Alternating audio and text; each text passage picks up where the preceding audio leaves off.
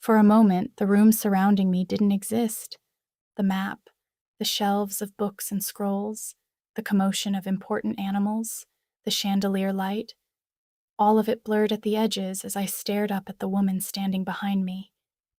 I instinctively stood and stepped toward her, like muscle memory pulled me forward.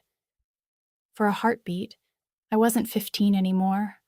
I was a little kid again, crying into my mother's shirt, wrapped in the kind of safety I thought I'd never feel again. You're here, I whispered into her shoulder, my voice cracking. She only laughed. It was soft, warm, and exactly the way I remembered. I clung to her, breathing in the faint scent of pine and something floral. It was different from the hospital smell that had stained her for so long back at St. Joseph's, but close enough that my chest still ached. When I finally pulled back, I blinked through tears as I searched her face. The same hazel eyes, the same gentle warmth in her smile. Her dark hair fell in soft waves that matched my color, but with that slight natural curl Louisa got from her. It was her. And somehow, not. But are you not sick anymore? I asked. What happened? Are you... Ahem! A voice cut through. The sound snapped through the room. The small, grumpy brown hamster with white spots and glasses cleared his throat pointedly, paw resting on a stack of papers.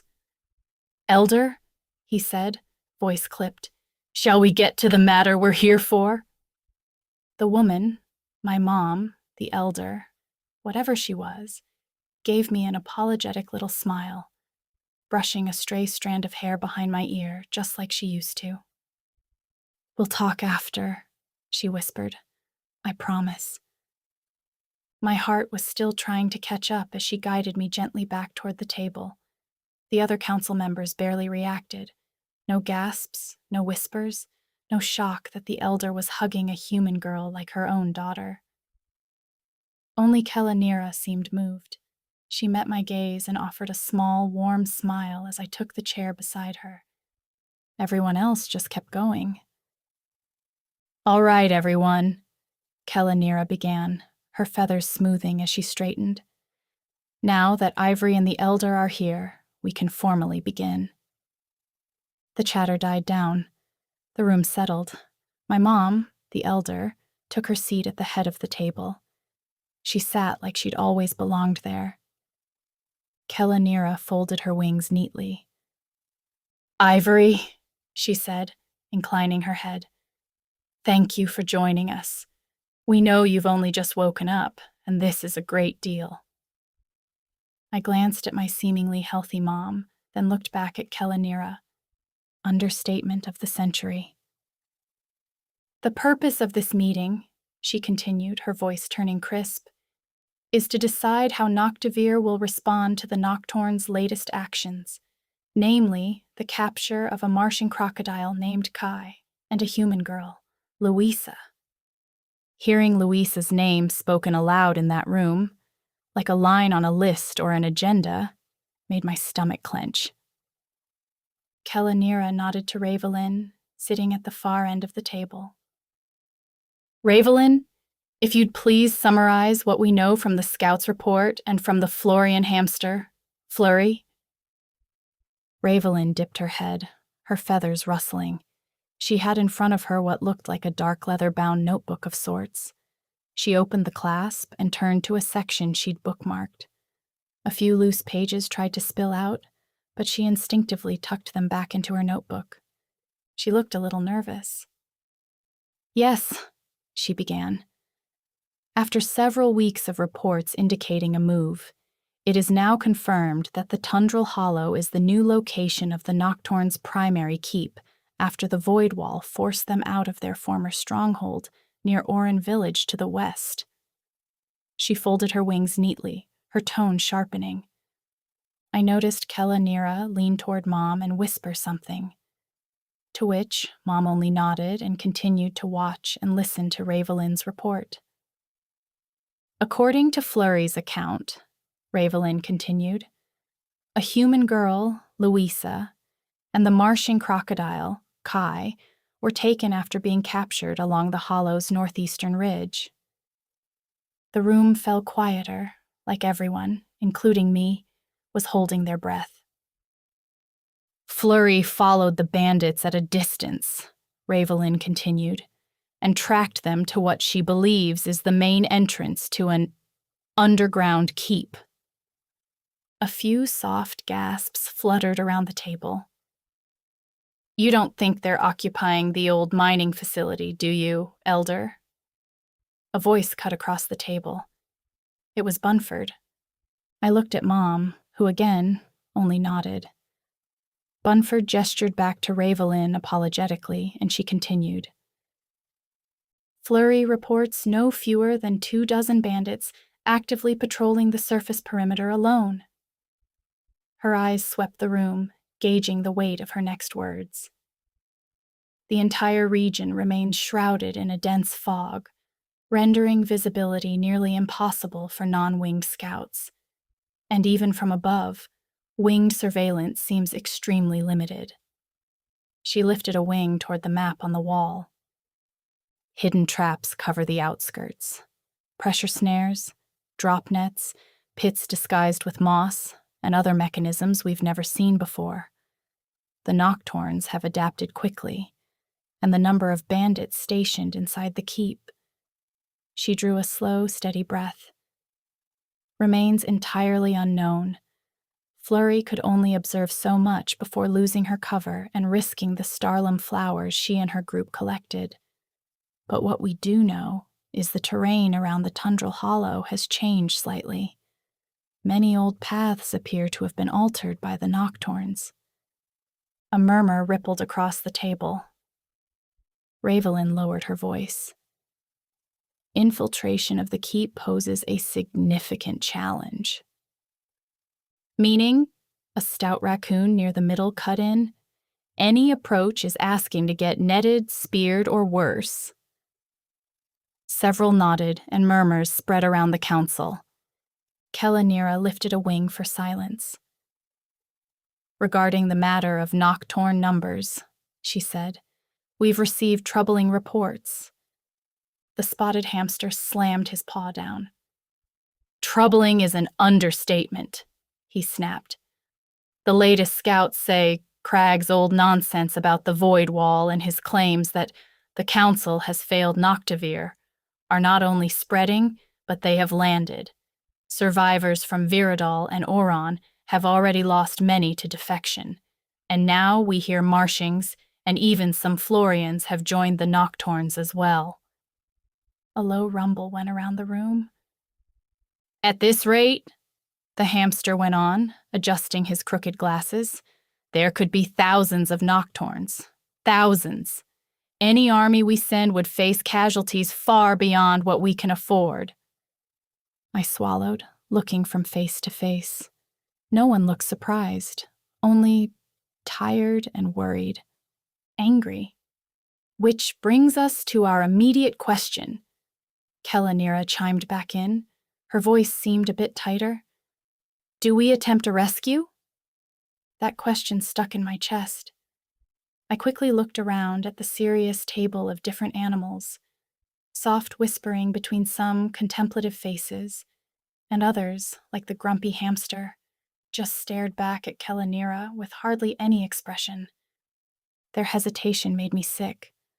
I shoved my chair back a little and planted my hands on the table as I stood. We have to, I blurted. That's my sister. Louisa, she risked her life to save me.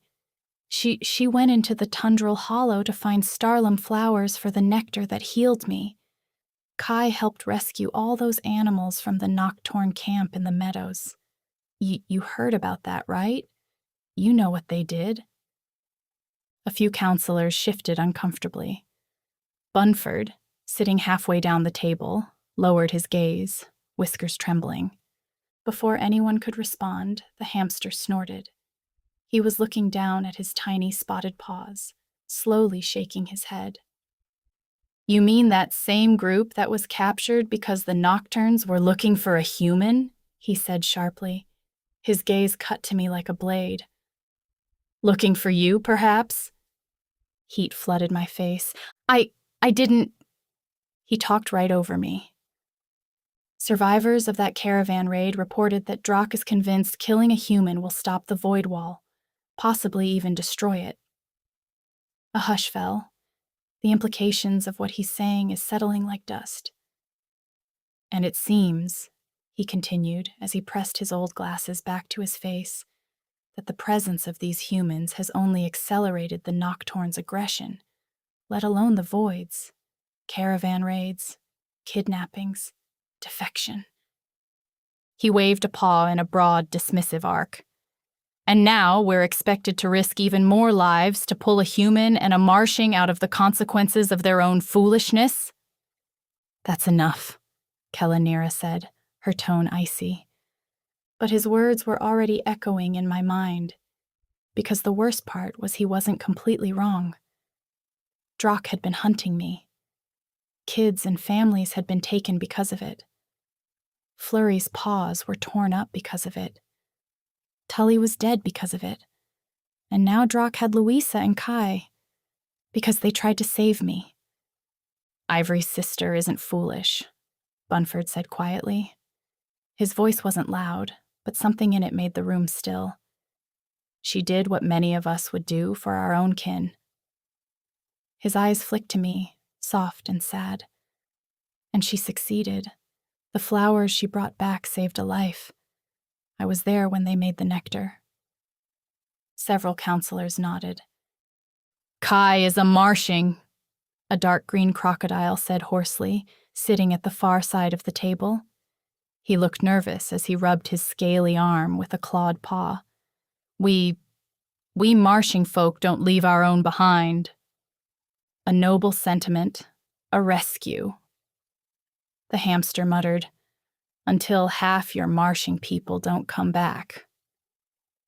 My breathing quickened. The room seemed to tilt and turn again, just like it had when I got out of bed. I dug my fingers into the smooth edge of the table, trying to steady myself. The polished wood was cool under my hands, but it didn't help. Voices overlapped around me, accusations, fears, arguments, blurring together until they were just noise. This is reckless. We owe them a chance. What about the Void Wall? All because of a human. Children were taken. It all pressed in at once. I looked at my mother, my last lifeline, my instinct. Surely she'd say something. Surely she'd defend Louisa, her daughter. But she wasn't looking back at me. Her face was calm, controlled. She sat perfectly still, listening as though she was trying to weigh every argument without any bias involved, that I assumed was because she's their elder, and not with a mother's instinct or urgency. But why? Why was she trying to be objective about this? Something in my chest twinged. Not pain exactly, something smaller, sharper. Then I felt a flicker of doubt inside of me. With that doubt, I saw Drock's talons in my mind, slashing toward my chest. I saw Flurry's paws, caked in mud and blood. I felt the faint hum of the Void Wall in the back of my head, like something patiently waiting to strike. They're right. This is my fault. My lungs felt too small. The animals' voices swelled into a roar, then collapsed into a dull, echoing thud, as though I'd been dunked underwater. My vision tunneled toward the faded map of Noctavere on the far wall, the Void Wall inked around its border like a cage. My head buzzed. I squeezed my eyes shut. Breathe. Nothing anchored me. Not the table, not the chair, not even my mom sitting right there at the head of the room. Guilt, fear, confusion. It all crashed over me, swallowing me whole. The roar of voices crashed around me until abruptly it dropped. A deliberate throat clearing cut through the chaos like a knife, pulling me out of my own mind's grasp. Perhaps, the raccoon counselor said, glancing pointedly at the head of the table, we would all benefit from hearing the elder's recommendation. The room stilled. Feathers folded, tails stopped swaying, paws settled onto table edges. Every gaze turned toward my mother. My breath caught. Finally, she would speak. Finally, she'd say something. Anything to make them understand. To remind them Louisa wasn't just a name on a report. She was her daughter. The elder of Noctavere's daughter. Her fingers rested lightly against each other, her expression unreadable. She looked down the length of the table, meeting each pair of eyes before her gaze drifted to mine. I held my breath. A small, hopeful smile began to form on my face. She'll tell them. We'll save Louisa. My mother inhaled slowly as she looked back at the group. When lives hang in the balance, she began softly, we owe it to all of Noctavere to speak with care. Her voice was calm, almost light-hearted. She had always sounded like that on her good days at the hospital, measured, soft-spoken, collected. But here, there was something else layered under it. Something distant? Her gaze shifted between the council members rather than to me. I hear your fear. I hear your anger. And I hear your grief, she continued. Her words drifted with a kind of gentle resonance that made the room lean in. But I have also seen the cost of hurrying into danger, she said. Many of you have as well. We cannot afford a mistake that invites devastating retaliation. My stomach tightened. She wasn't building toward a rescue. She was building toward caution. Our current understanding of the Tundral Hollow is incomplete, she said. We don't know its full layout now that the Nocturnes have taken over and increased dramatically in number. I sat in shock at her words. We don't know whether an entrance to their keep even exists that is not a death trap by design, she said, though her voice trailed off as she finished and looked down at her fidgeting hands on the table in front of her. It was then I noticed she was fiddling with something on her finger. Her wedding ring. A rose gold band with a soft peach stone. It caught the light a little as she turned it. It was simple, but pretty. A ring I'd seen 1,000 times without really thinking about it. But she wasn't wearing that in the hospital. She hadn't worn that ring for a long time. A tight knot formed in my chest, and I forced my eyes away from her hand. But Louisa! I choked out. My mom held up a hand, not sharply, not coldly, but firmly enough that I froze. Sweetie, she said quietly, and the word felt like a hand brushing my hair behind my ear again. I know. Her eyes moved from the group and met mine. They shone with something that hurt to look at, but it wasn't urgency. It wasn't a panic. It wasn't the raw, wild fear of a mother whose child was in danger. It was more like sorrow and duty. Something was missing. The lives we risk are not numbers, she said to the council. They are families. They are people who trust us. People who have fled the void wall and bandit attacks and the chaos the Nocturnes have spread. If we send troops unprepared, we may rescue the two, only to lose 20. Her voice softened as her gaze drifted down to the table. I will not risk that. My heart plummeted. I recommend immediate coordinated scouting efforts, she continued. It seems as though our best bet would be at the northeastern edge, near the mine's entrance. The Nocturnes will expect watchers there, so extra care and strategy will be required. Her hands folded tighter. If we find a weakness, she said, we will act. Swiftly, decisively, and with far fewer casualties than a blind assault would cost us today. The council murmured, relieved, respectful, reassured. That sour old hamster even seemed satisfied with my mom's decision as he nodded and remained quiet. I stared back at Mom. My throat burned. That was it? That was all she could give? Bunford bowed his head. A wise plan, Elder. Kellanira nodded, though tension stiffened her feathers. We will dispatch scouts within the hour, then reconvene tomorrow morning. The spotted hamster pushed his glasses up smugly and glanced over at me. A sensible decision. The meeting resumed, assigning scouts, arguing routes, debating reconnaissance teams. I didn't hear most of it.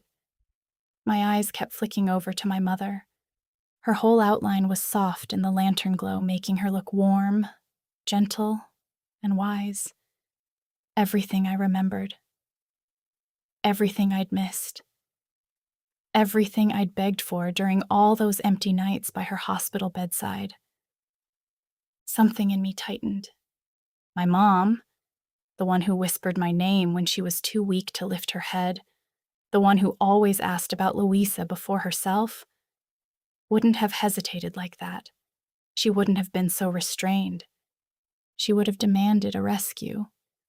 She would have insisted we go now. She would have cried for Louisa the way she cried for us countless times growing up. The thought hit me as hard and dull as a bruise, and immediately I tried to reason it away. She's different here. She's healthier. She's leading a whole world. Maybe being elder means she has to think differently. Maybe she knows something I didn't. Maybe this is the safest way. For Louisa, for Kai, for everyone? Maybe. The council murmuring droned on, chairs scraping, feathers rustling, maps unrolled, and debates sparked. But the words washed past me like a thin fog. My heart beat quick and steady, not breaking, not yet, but beating in a way that scared me. Of course, she couldn't just run after Louisa. She had responsibilities. She had people depending on her. This didn't mean she didn't care. She did. She had to. Right? Still, I felt the sting, the stab of a disappointment I didn't want to name, a quiet hurt I didn't know what to do with. She's right. I tried to insist upon my conflicted thoughts. She must be right. But under all those thoughts, all those excuses, a smaller one whispered at the back of my mind. Then why does this feel wrong?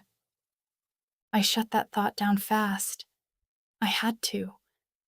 This was Mom, my mom, the one I thought I'd never see again. If she chose caution, if she said to wait, maybe that really was the best chance to save Lou. I gently felt my scar through my hoodie. I thought back to the meadows, the tripwire, Kai begging us to go around, to keep feelings out of our decision, to make the intelligent choice, not the emotional one. Maybe Mom's idea, patience, focus, really would keep everyone alive. Maybe. But every time I pictured Louisa, tied up, terrified, probably hurt, somewhere underground in the tundral hollow, my stomach clenched so hard it hurt. And as the council assigned scouts and planned routes and moved on to other matters, one thing settled inside me, steady and quiet and burning. If they wouldn't go for Louisa, then I will.